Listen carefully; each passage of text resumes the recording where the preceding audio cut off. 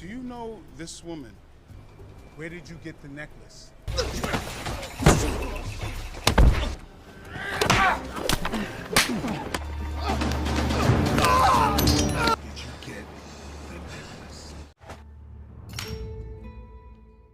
John Falcon, a former U.S. Marine, suffers from PTSD after witnessing the deaths of his friends during the war. Haunted by these memories, he frequently plays Russian roulette, though he has never succeeded in ending his life, as the gun has never discharged. One day, while at a convenience store, Falcon witnesses a robbery. Unfazed, he calmly advises the robbers against shooting someone in the stomach, warning it wouldn't be instantly fatal. Boldly, he grabs one of their guns and points it at his own head, confusing the criminals.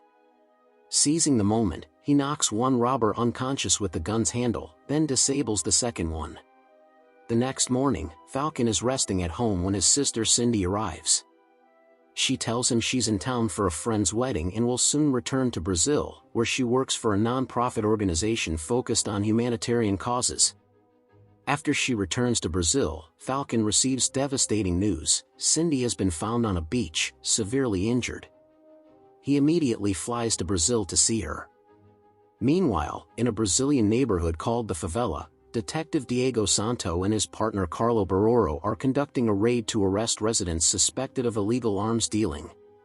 During the raid, Santo is confronted by Catarina, a fellow officer upset that he's operating in her jurisdiction and treating locals harshly. When a youth throws a rock at Santo in protest, he reacts by drawing his gun, prompting other armed residents to do the same. To defuse the standoff, Santo challenges one of them to a fight. If he loses, he promises to leave the area for good. The challenge is accepted. Baroro fights first and easily defeats his opponent using his capoeira skills. Confident, Santo vows they'll return one day. Falcon arrives in Brazil and is picked up by fellow veteran and diplomat Manny Ridley. At the hospital, Falcon is distressed to see Cindy's fragile state, which triggers memories of war victims. Ridley introduces Falcon to Santo, who is handling Cindy's case. Though Ridley urges him to stay calm and let the authorities handle it, Falcon insists on joining the investigation and asks to see the crime scene. There, he meets Catarina. Suddenly hearing an explosion, he quickly grabs her gun and aims at a suspicious car. Impressed by Falcon's reflexes, Santo asks Catarina to keep an eye on him. Catarina gives Falcon a tour of the favela and explains how illegal businesses fund local schools, clinics, and government services due to the state's neglect. This creates a moral dilemma for her: arresting criminals often means harming the community. Later, she leaves Falcon alone on the beach.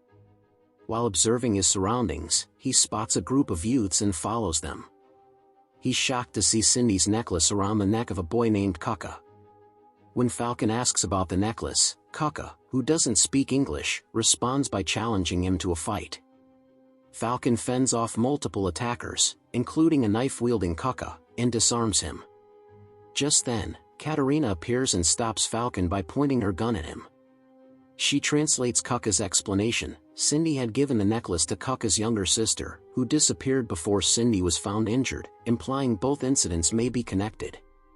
Kaka gives Falcon Cindy's notebook, hoping it holds clues. Later, Falcon uses carbon paper to uncover a photographer's phone number in Cindy's notebook. He meets the photographer at a cafe and learns Cindy was investigating a human trafficking conspiracy.